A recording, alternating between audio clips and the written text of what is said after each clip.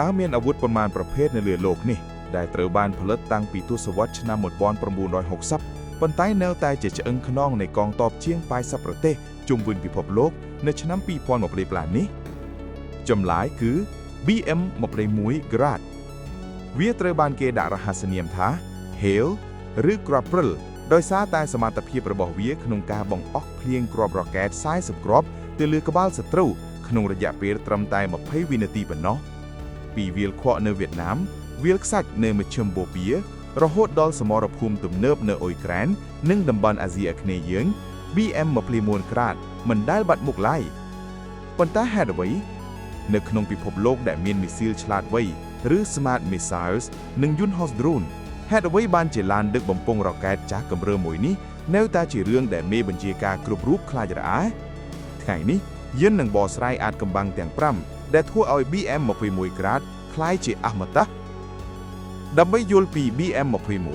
យើងត្រូវត្រឡប់ទៅរកជីដូនជីដារបស់វាសិននោះគឺ Katyusha ឬ Stalin's Organ នៃសង្គ្រាមលោកលើកទី2សូវៀតបានបង្កើតទស្សនវិជ្ជាសង្គ្រាមមួយគឺ Quantity has a quality all its own បរិមាណមានគុណភាពនៅក្នុងខ្លួនវាពួកគេមិនត្រូវការអាវុធដែលបាញ់ចំគោលដៅ 100% ទេតែពួកគេត្រូវការអាវុធដែលអាចបាញ់គ្រាប់ដណ្ដប់ស្ទៃដីទាំងមូលដើម្បីកំទេចអ្វីៗទាំងអស់នៅក្នុងនោះនៅដើមទសវត្សរ៍ឆ្នាំ1960 BM21 Grad ត្រូវបានដាក់ឲ្យប្រើប្រាស់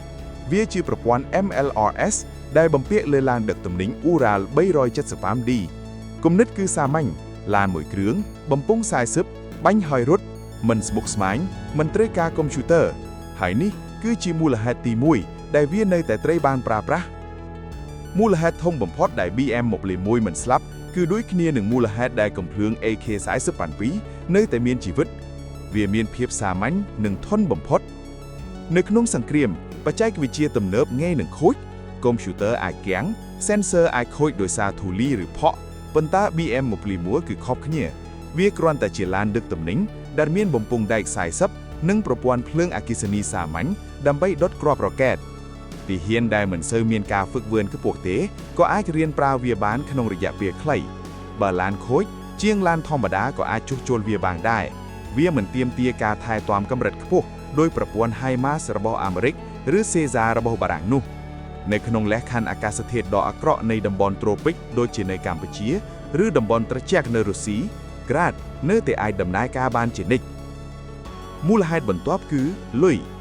សង្គ្រាមគឺជាការដុតលុយមីស៊ីលនាំផ្លូវសម័យទំនើបមួយគ្រាប់អាចមានតម្លៃរាប់សែនរូបឬរាប់លានដុល្លារប៉ុន្តែគ្រាប់រ៉ុកែត122មីលីម៉ែត្ររបស់ Grad មានតម្លៃថោកណាស់ប្រហែល$1000ក្នុងមួយគ្រាប់ឬថោកជាងនោះអាស្រ័យទៅលើប្រទេសផលិតស្រមៃថាអ្នកចង់កំទេចកងទ័ពសត្រូវដែលកំពុងប្រមូលផ្ដុំក្នុងព្រៃមួយតើអ្នកគួរប្រើមីស៊ីលនាំផ្លូវមួយគ្រាប់តម្លៃ$1លានដែលសម្លាប់បានតែមនុស្សមួយក្រុមតូចទេឬប្រើ BM21 មួយកងអនុសាសនវិជ្ជាបាញ់គ្រាប់រ៉ុកែត120គ្រាប់ក្នុងតម្លៃត្រឹមតែ$10000ប៉ុន្តែអាចដុតខ្ទេចផ្ទៃដីពន្ធតារាងបាល់ទាត់ចំនួន10កន្លែងយុទ្ធសាស្ត្រនេះហៅថា Area Saturation ឬការបាញ់គ្រាប់ដណ្ដប់ផ្ទៃដី BM21 មិនត្រូវបានបង្កើតមកដើម្បីបាញ់ឲ្យចំបណ្អួយផ្ទះទេវាត្រូវបានបង្កើតមកដើម្បីលុបផ្ទះនោះនិងទីធ្លាជុំវិញឲ្យបាត់ពីផែនដីសម្រាប់ប្រទេសក្រីក្រឬប្រទេសកំពុងអភិវឌ្ឍនេះគឺជាជម្រើសដ៏បំផុតទោះបីជាចាស់មែនប៉ុន្តែ BM21 មិននៅស្ងៀមមូលហេតុដែលវានៅតែមានប្រសិទ្ធភាពគឺសមត្ថភាព shoot and scoot បាញ់ហើយរត់ឡាន Grad អាចឈប់បាញ់អស់40គ្រាប់ក្នុងរយៈពេល20វិនាទីនិងបើកចេញពីទីកន្លែងនោះវិញក្នុងរយៈពេលត្រឹមតែ2នាទីប៉ុណ្ណោះមុនពេលដែលសត្រូវអាចបាញ់តបតមកវិញបានចាស់នេះទៀតពិភពលោកបានកែច្នៃវាប្រទេសជាច្រើនបានយកបំពង់ BM21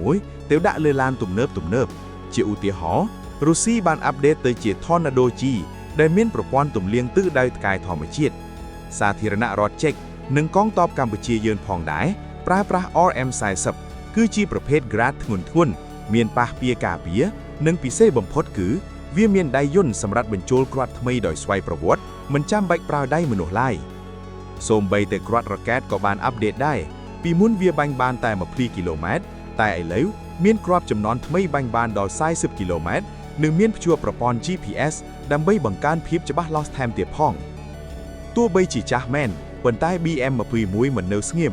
មូលហេតុដែលវានៅតែមានប្រសិទ្ធភាពគឺសមត្ថភាព shoot and scoot បាញ់ហើយរត់ Landgrad អាចឈូតបាញ់អស់40គ្រាប់ក្នុងរយៈពេល1វិនាទីនិងបើកចេញពីទីកន្លែងនោះវិញក្នុងរយៈពេលត្រឹមតែ2នាទីប៉ុណ្ណោះមុនពេលដែលសត្រូវអាចបាញ់តបតមកវិញបានចាស់នេះទៀតពិភពលោកបានកែច្នៃវាប្រទេសជាច្រើនបានយកបំពង់ BM21 ទៅដាក់លើឡានទំនើបជាឧទាហរណ៍រុស្ស៊ីបានអាប់ដេតទៅជា Tornado G ដែលមានប្រព័ន្ធទម្លាងទិសដៅផ្កាយធម្មជាតិ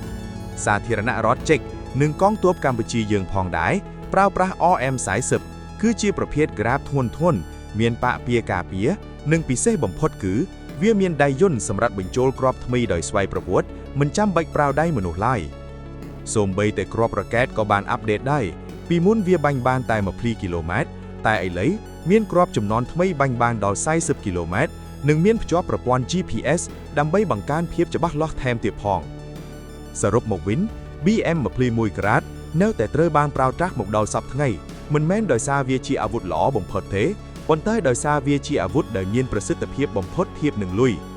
វាជាអាវុធដែលតំណាងឲ្យភាពសាមញ្ញថាមពលនៃការបំផ្លាញធំជាងគេនិងភាពងាយស្រួលក្នុងការចលនាត្រាបណាសង្គ្រាមនៅតែត្រូវការបាញ់កំទេចលើផ្ទៃដីធំក្នុងតម្លៃថោក BM21 និងកូនចៅរបស់វានឹងនៅតែបន្តបន្លឺសំឡេង Whoosh នៅលើសមរភូមិដដែលជោគបងបូមយល់យ៉ាងណាដែរតើក្នុងសម័យបច្ចេកវិទ្យា drone នេះ Grad នឹងត្រូវចូលនិវត្តន៍នៅពេលណាសូមបញ្ចេញមតិនៅខាងក្រោមកុំភ្លេចចុច like និង subscribe ដើម្បីទទួលបានវីដេអូស្ដីពីយោធានិងប្រវត្តិសាស្ត្រថ្មីៗជួបគ្នានៅវីដេអូក្រោយ